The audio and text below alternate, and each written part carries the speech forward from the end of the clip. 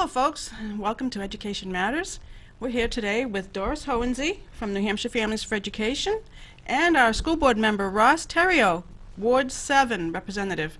I appreciate you coming, Ross. My and pleasure. Giving us the time here, and Doris as well. Today we're going to be talking about the New Hampshire Education Commissioner's Technical Bulletin, is what she called it at the last school board meeting.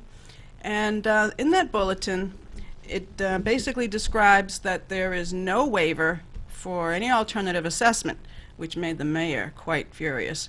However, maybe you can kind of clue us in on that meeting, on last school board meeting, Mr. Well, he's Terry. pretty, but I'd like to talk about the history. So basically, this is tied into Common Core.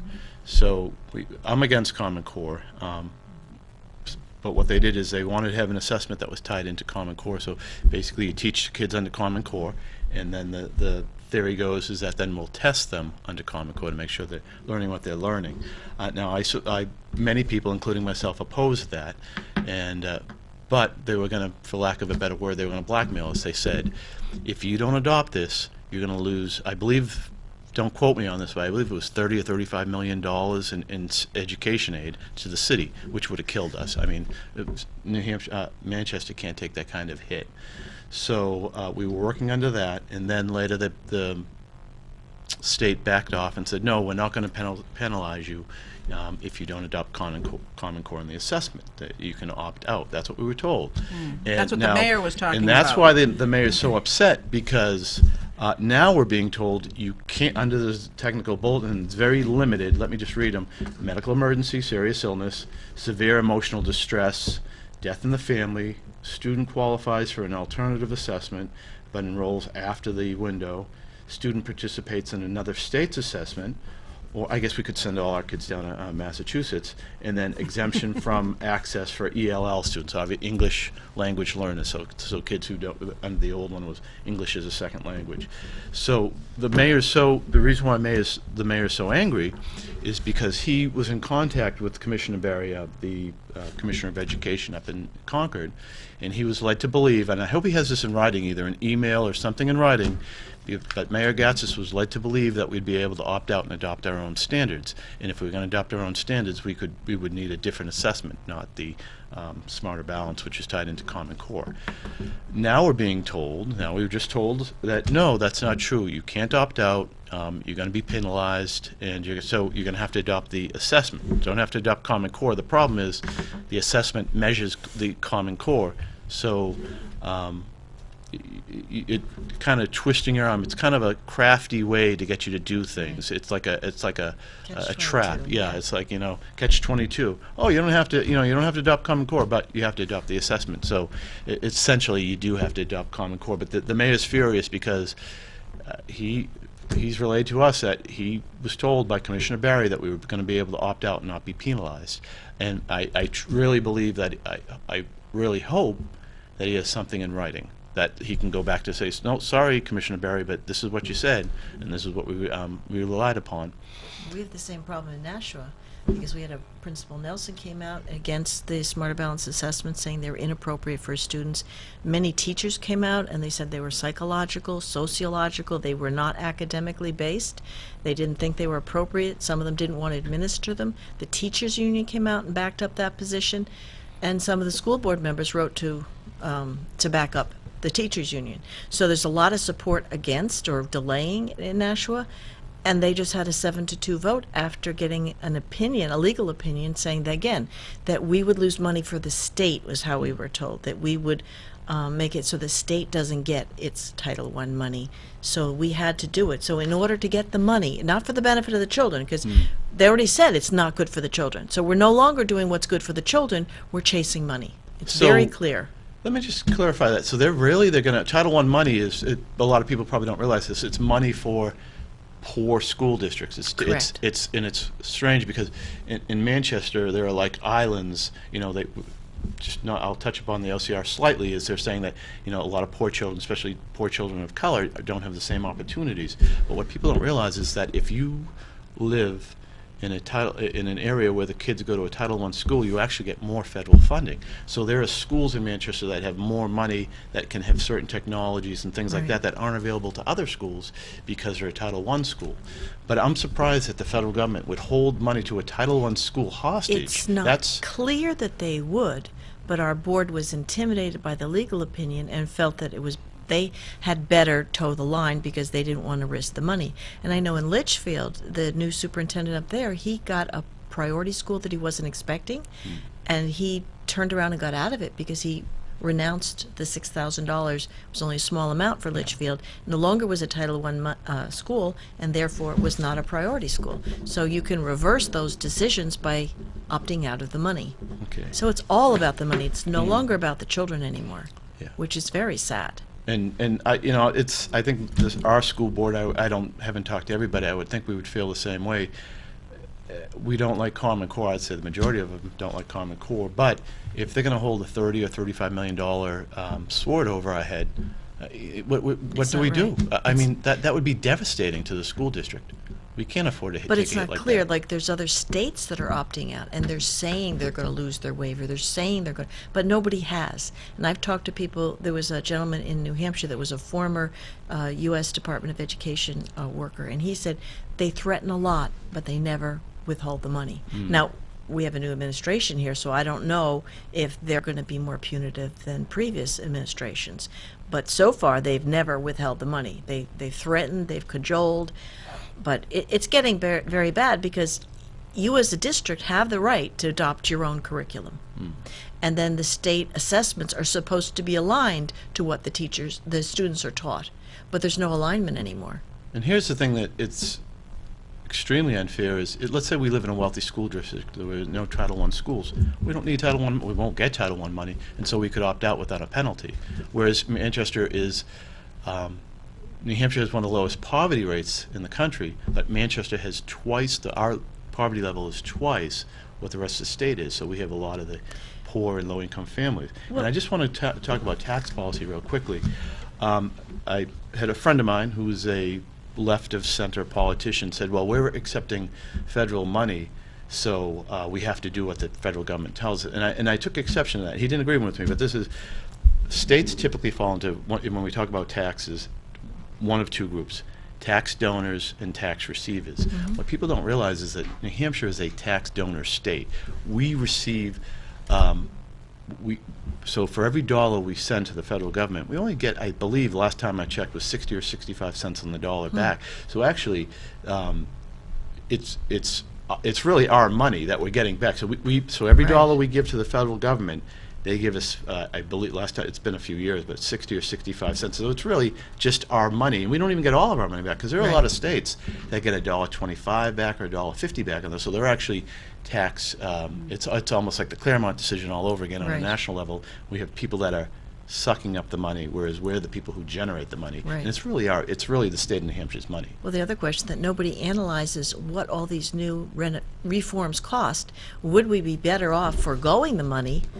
And would that lower our budgets so that we wouldn't need the money in the first place? Nobody's ever quantified that, which is an interesting twist on things. And in New York, see, we have an obligation as a district to administer the tests. In New York, they made it very clear, and they sent out letters to the parents saying they had the right to opt out or refuse.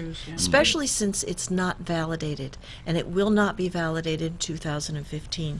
You can go to the Smarter Balance website, and they have a page where they actually have a picture, and they show, this is Smarter Balance website, and it says in 2015 they're not verified. Maybe in 2016.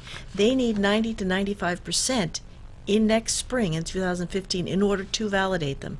But our state law says that we can only administer assessments that are valid, appropriate, and Nashua says they're not appropriate, and objectively scored. And we know that there's dispositional questions on there which are subjective. Those are the behavioral, the sociological, the psychological, which is why many of the teachers are up in arms. So we're violating state law even to administer this. But even if we did, I don't see why why the mayor can't turn around and say, okay, this is not a validated assessment. You as a parent should be informed, fully informed, and you have the right to refuse.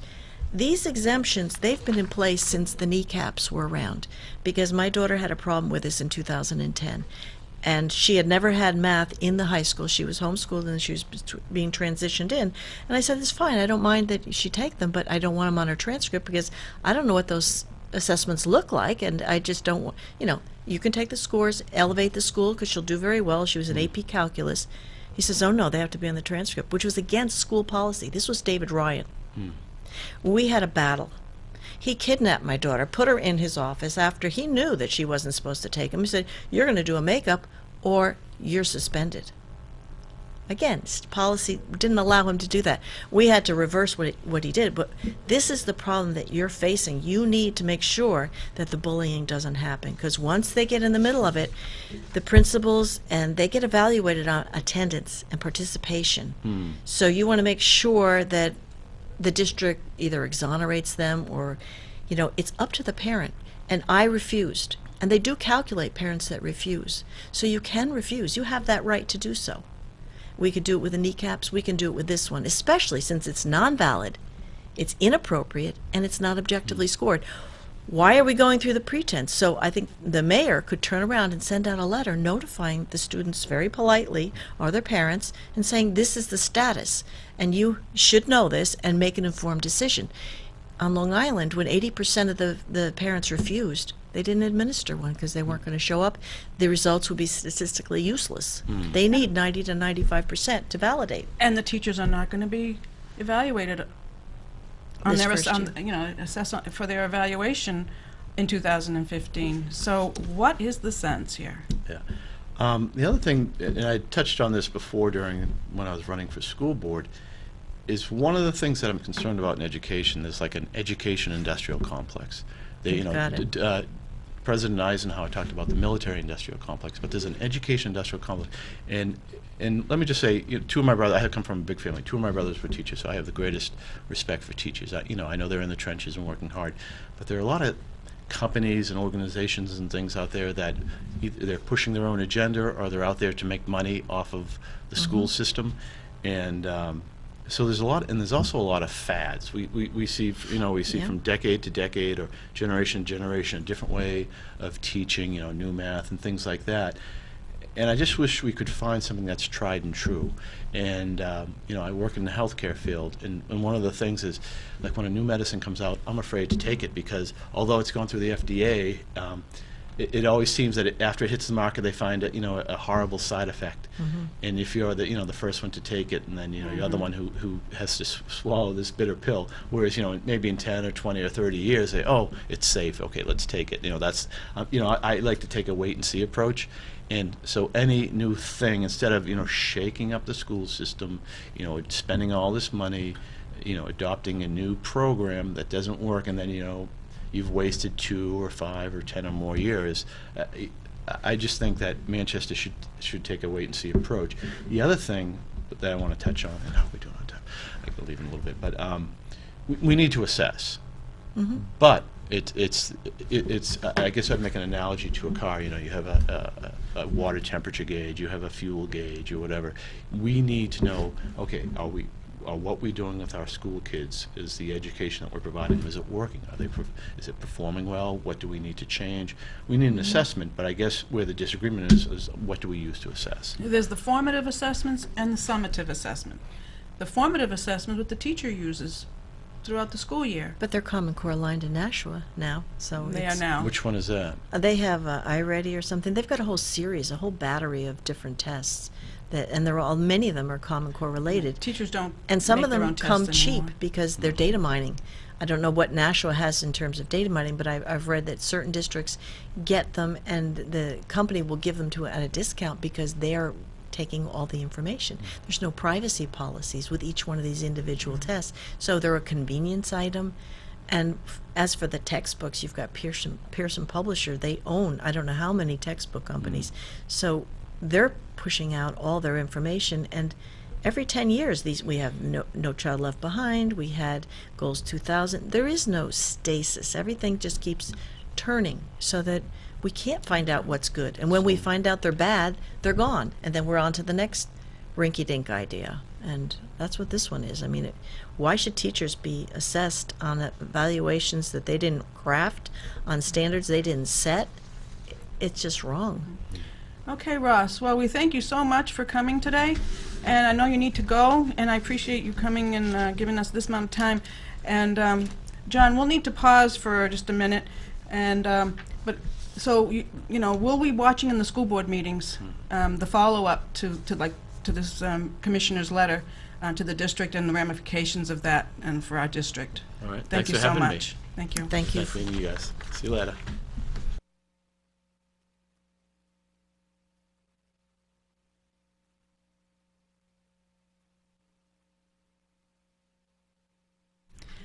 All right, thank you, John, for that small and short pause.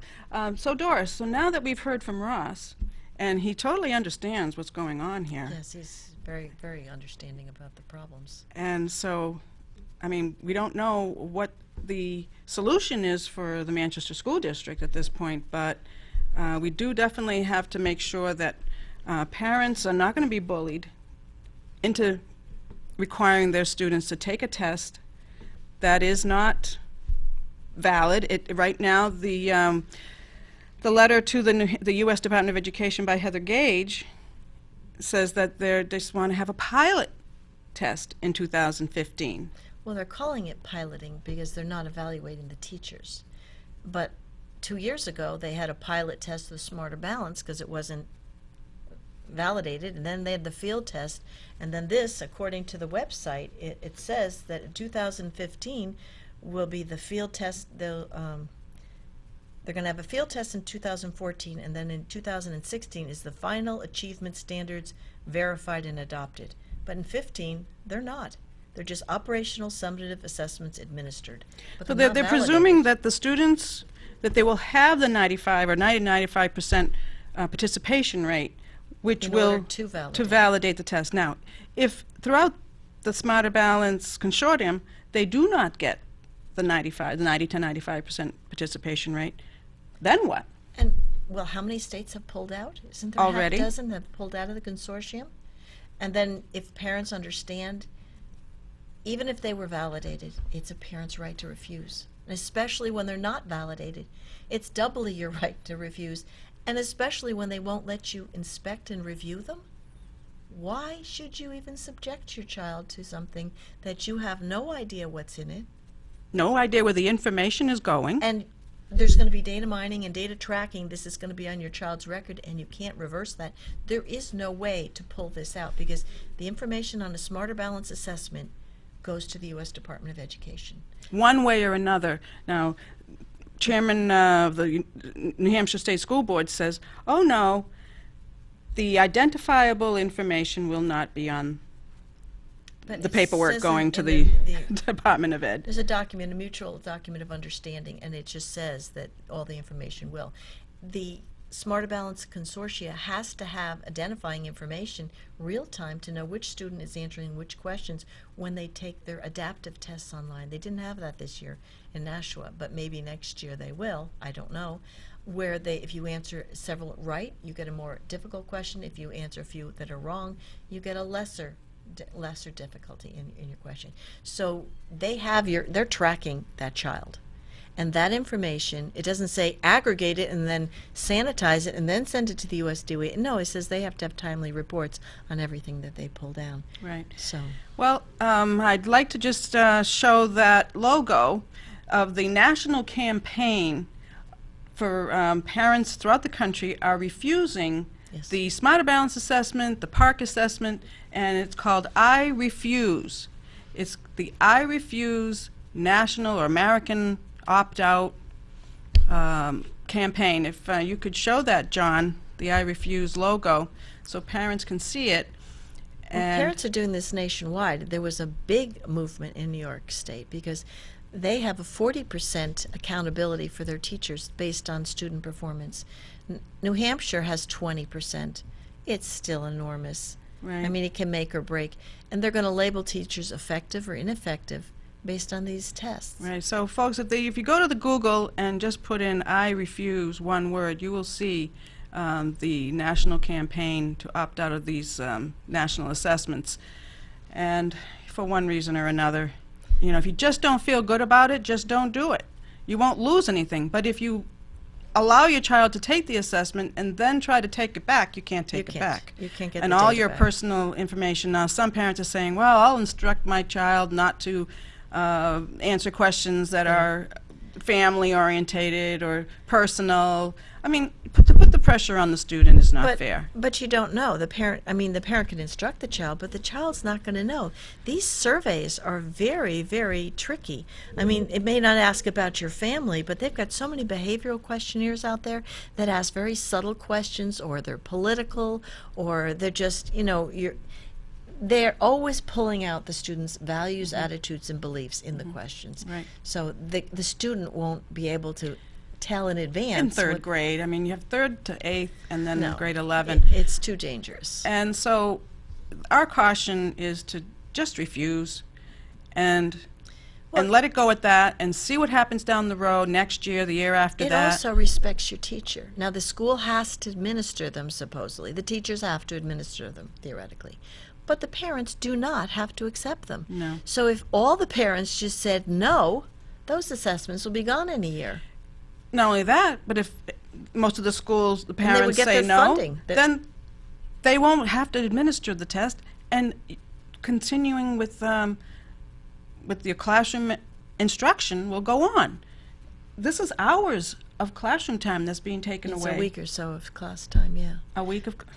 So you'll get that back, but you'll also, why go with something that's risky and that's not tested? Let some other state test it if they want to. They want to be silly enough. If even New York, which is fairly liberal, does not want it, there's no reason to jump on the bandwagon this soon. No, None. there isn't. And you won't lose any money. If the parents just say, no, I'm protecting my student, I'm protecting my teacher, I don't want my teacher to be labeled effective or ineffective, I like my teacher, I respect my teacher, so there's no reason to And take if that them. is a U.S. constitutional right of a parent, it's a parent's It's an fundamental inalienable right. right. It's like your right of conscience. These are minors, and they don't make decisions. The parents make decisions for minors. To choose So the instruction of their children. you as a parent saying, this violates my sense of what's right and wrong for my child. I have the right to direct my child's education, and I find this is harmful. We even put that bill in, and the Department of Education in New Hampshire is saying it doesn't apply to assessments. They talk about assessment materials, but then they're saying you can't opt out of objectionable materials that happen to be assessments. Well, I'm sorry, you can. It's called you refuse.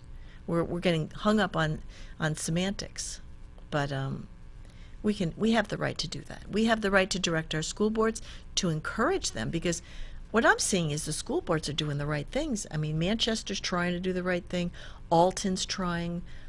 Wakefield, Wakefield just rejected the Common Core and said we're going to pull in the old Massachusetts standards. Massachusetts itself is taking a pause, and they're saying you can do a Common Core aligned assessments, or for 2 years you can do the old assessments, because those they find had a better performance rate and the students were learning better. So now they're reassessing, why are we doing Common Core? We did it for the money, but why are we really doing it? They accepted without sight unseen. Now that we're actually seeing the standards, states don't like them. And we've also heard that Massachusetts is not, well, they've been given the option to use their MCAS. Their Smart state Balance- or board Park, of education gave the districts the option for the next 2 years to pick and choose. But we don't. As Why New don't we Hampshire, have we that don't have an option? option. I guess that's not in our waiver. But then, does that mean our commissioner negotiated a bad waiver? Probably. And And what she's it- going to negotiate another one why very aren't soon. we involved in that process? Why isn't that open and Well, transparent? Doris, we will be at the next state school board meeting to see if it's come up, because We'll have to be, it's coming. yeah, it's We know coming. it's coming. Yeah. We got to watch it. And she also, they promised the U.S. Department of Education they would adopt the science standards by the end of this calendar year. Some schools have in the state. Oh, the districts seacoast are, but area. it's the state adopted the math standards, even though nobody turned up at the public hearing because they didn't have enough notice, and even though nobody turned up at the English language arts public hearing. But they need to have a public hearing at the state level if they're going to adopt the science ones, which they promised the feds. So if they're going to do it, we need a public hearing. I haven't heard about that. Right. And where was the public hearing on Smarter That's Balance? another story. Folks, go on the internet, go on Google and search the Common Core, or what they're called, Next Generation Science Standards. Yeah. And go see all of the critics, and some of them are PhDs, and they're criticizing these standards and saying this is They a have a farce. political bias, all of these standards. And that's why districts are independent and they can design and adopt their own standards. That's the reason we have that ability, that authority. And now they're saying all of a sudden everything's apolitical and we don't need to have that authority? Right. Well, we need to wrap up, Doris, and Okay. I just want to let people know that there is an important meeting on the 9th of June in Manchester. It's the unveiling of the Manchester Academic Standards. Now, some of us are calling them AKA, also known as Common Core, unfortunately. But hopefully we'll be proven wrong. The drafts have been looked at by the experts, Dr. Stosky and Dr. James Milgram, and they're basically saying there is no No substantive elevation from the Common Core. difference. Yeah. So, anyhow, we're going to be watching the superintendent give a back mapping of the standards. And then the other, you'll see a poster come up on the screen in a minute here, or half a minute, that says that there is another Common Core forum in Windham, New Hampshire, at the Windham Town Hall, and hopefully you can participate in those events. Well, Doris, I hate to say it's over. It's over. All right, well, we'll do this again. And thank you, John. And if you could put up that poster, we'd greatly appreciate it. Take care, folks.